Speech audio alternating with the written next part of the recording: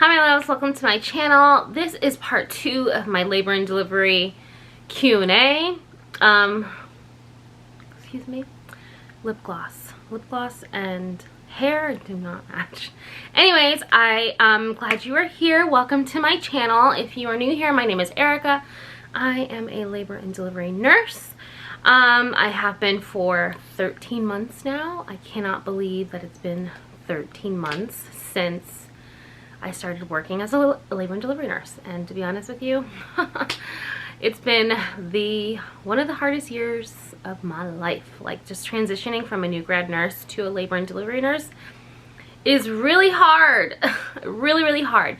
So I posted on my social medias for students or nurses who are interested in being a L&D nurse to post questions as to what you want to know about, you know, what it's like to be a labor and delivery nurse, how to get into the field, and all that jazz. So if you haven't seen part 1 of this Q&A, make sure you go ahead and click on this link here below, eye in the sky somewhere.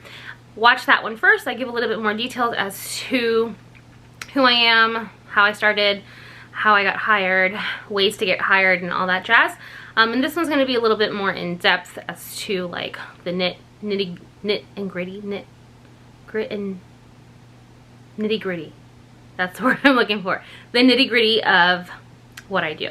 So if you want to watch more, then just keep on watching.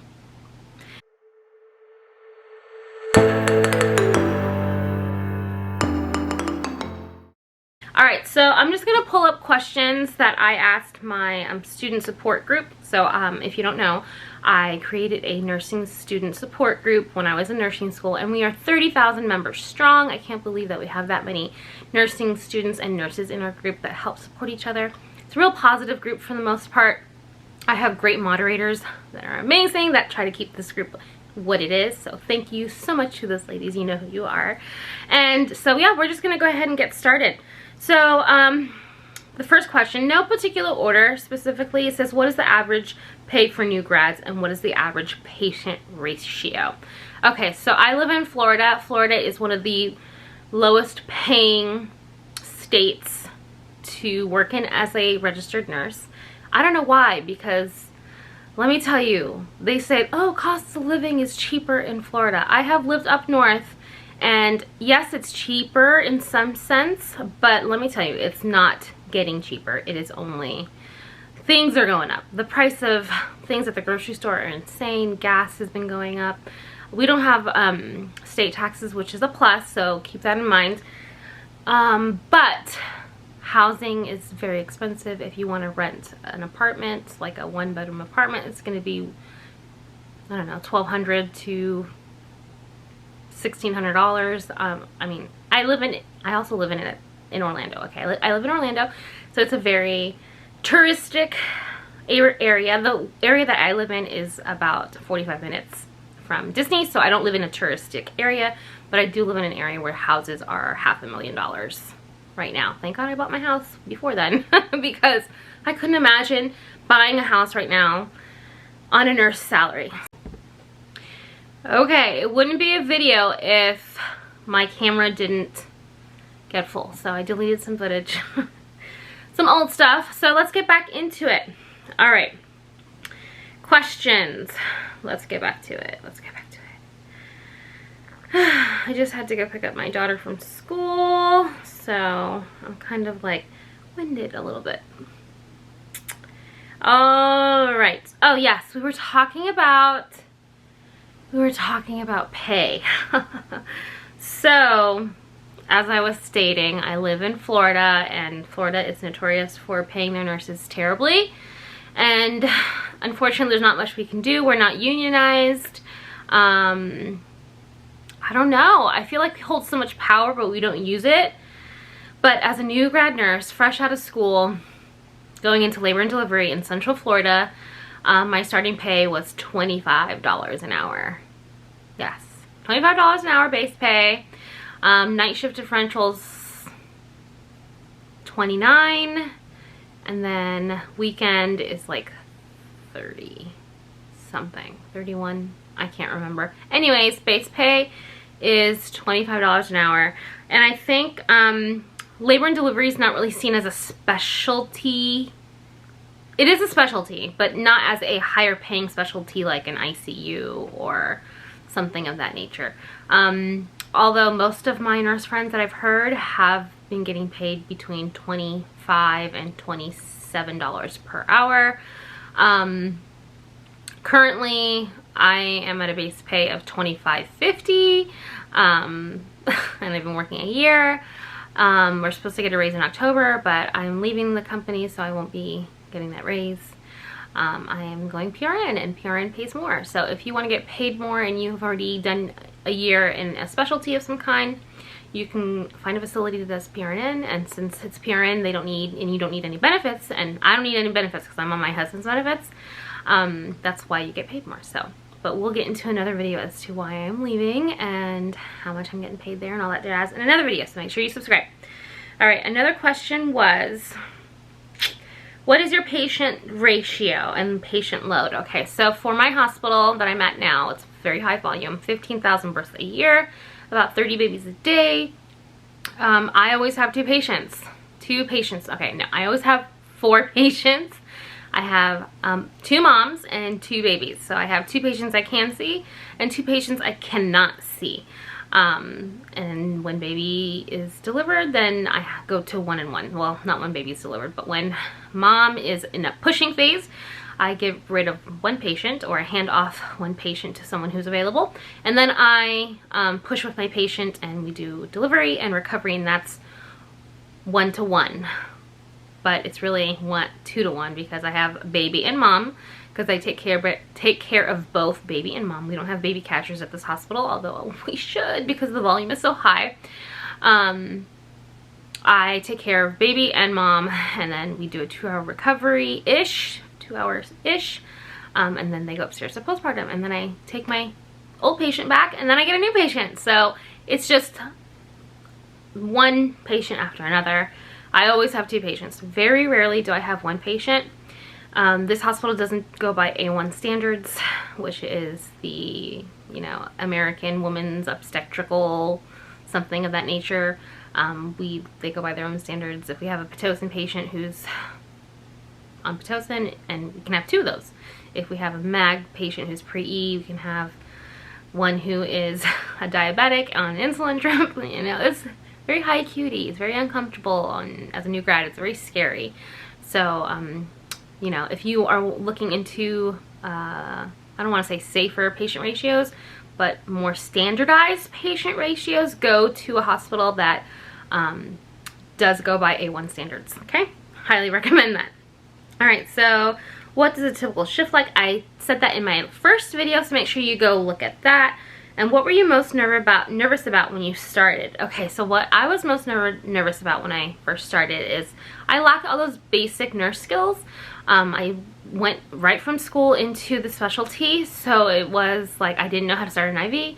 I didn't know how to prime a pump. I didn't know how to administer medications very well. I didn't know how to do a timeout for an epidural. So it's all of those new things that I'd never done before that felt uncomfortable. But I guess the most uncomfortable thing is cervical checks. Cervical checks are very difficult because every woman's cervix is different and no two are alike. So trying to find a cervix was hard in the beginning, but once I found it, I was like, oh, okay, that's what it feels like. It kind of feels like a rubber band. Or it depends on how open the cervix is. The more open the cervix is, the more stretchy rubber band-ish it feels like. If it's a closed cervix, it really feels like a little hole that you can kind of has a divot and put your finger in. I mean, I know it sounds really weird, but cervical checks were definitely probably the most uncomfortable. And also because I'm having my hands in someone else's stuff, you know, that's kind of weird. But then once you get used to it, you know, make sure you ask permission first. Is it okay if I do check your cervix? Tell them that you're going to be feeling pressure when you're going to do it. As you're doing it, okay, my fingers, you're going to feel pressure. You know, it can be very uncomfortable sometimes, so try to be gentle. I mean, sometimes once they have an epidural, like, yeah, I want to be gentle still, but it's easier to look for a cervix if I can't find it than it is to look for a cervix for someone who has no pain control or pain management. So yes, so cervical checks was hard and very, like, I didn't know what I was looking for, so I had to wait until I found it to know what I was looking for. So now I know what I'm looking for. Sometimes I get it, sometimes I don't. Sometimes my fingers are very short, my hands are small and stubby, so it's hard to find a cervix sometimes if they are so early on in their, you know, the progression of their labor. I don't like checking in the early stages because you introduce bacteria and can have infection and all this stuff. But for some reason these moms like, can you check me? Can you check me? Can you check me? And we don't need to be checking you that much, girl. Like, we want to make sure that you don't get an infection and then you don't have to go and buy antibiotics for 24 hours and all that jazz. And anyways, cervical checks, yes. Difficult. Once you get it, you know what you're looking for, and then you're good to go. Okay, so it says, let's see. How do you deal with a loss during a shift? I went through this in my first video about an IUFD. I've had two IUFDs, 3 IUFDs. I've had 2 vaginal and 1 C-section IUFD. It's really difficult, especially since I'm a mother. I can put myself in that woman's place, and it's just, you gotta be strong. You gotta be strong while you're there. You're there to support your patient and their family, and then once that's all over, go into the med room, go into the bathroom, and just let it out. Cry it out, talk to your peers.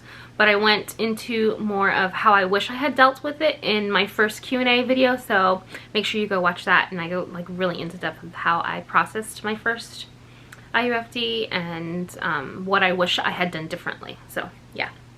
What is the culture like? The culture in the hospital that I'm in now, and I think it's overall, for the most part, the culture is really good.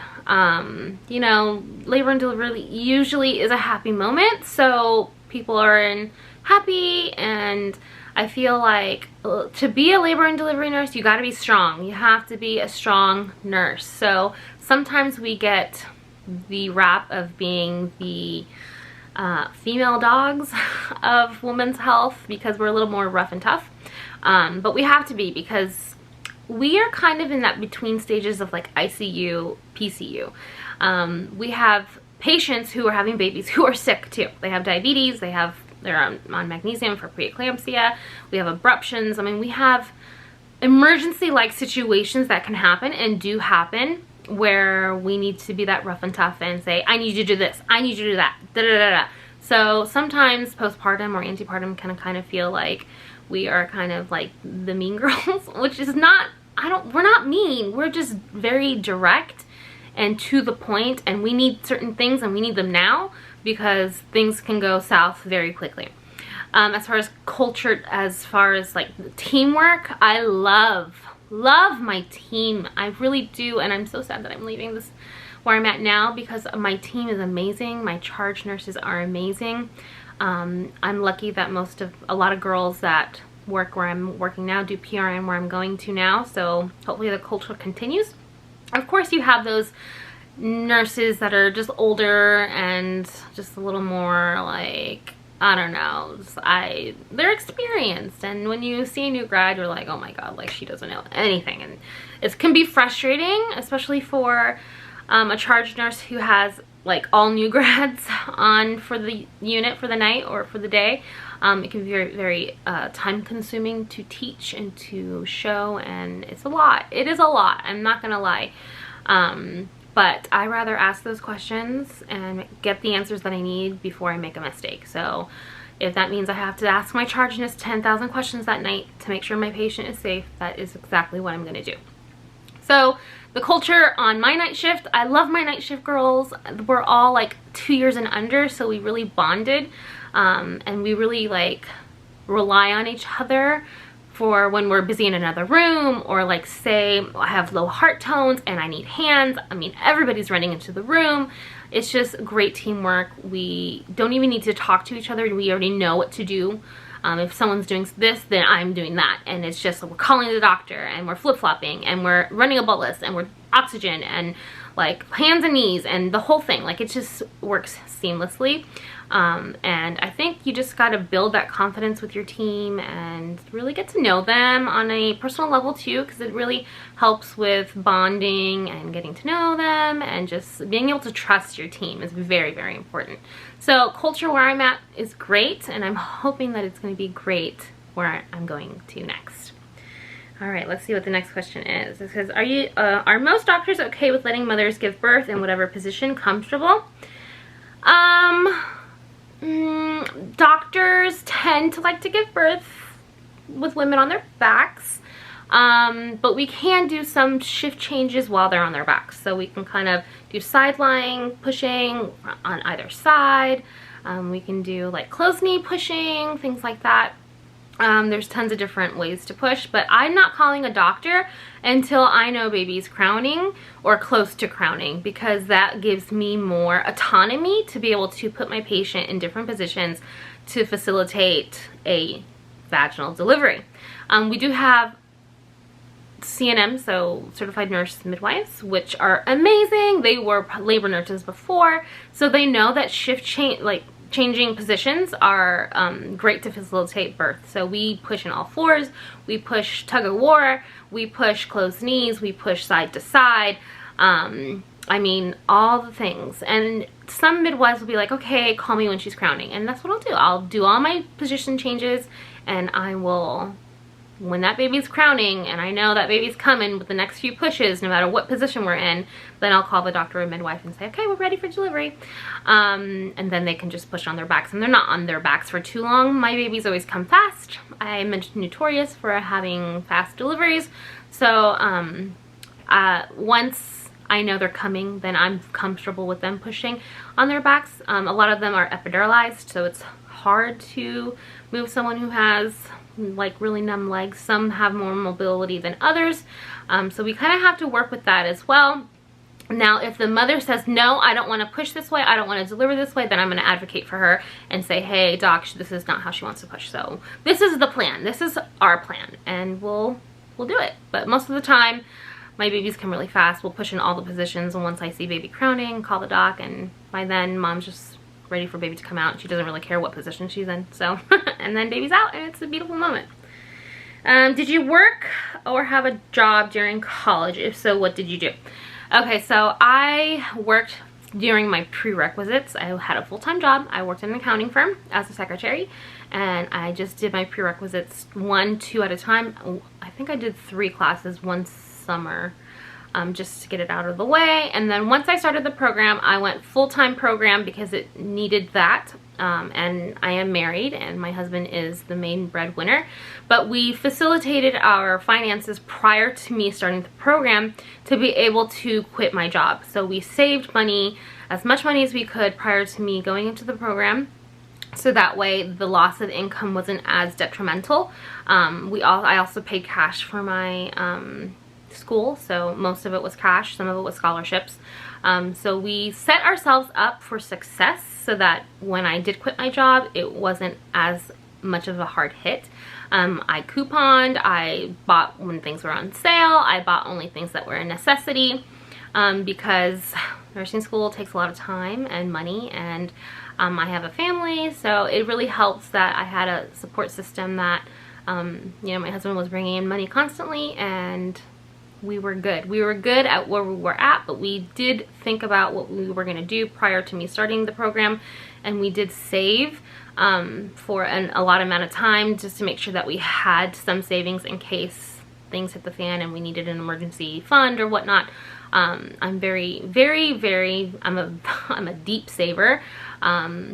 I've been able to buy our car cash. We've been able to, you know, have a 15-year loan on our mortgage. So if you want more things about how to save, let me know in the comments down below. I'd love to do a video for you about that. But I know it can be hard. So I've heard people work full-time. I've heard people work part-time. I know a lot of people have done like bartending or waitress, because that's easy money, cash now kind of money. So if you're looking for a job or something like that to do in nursing school that's a little more flexible, probably something of that nature would be best.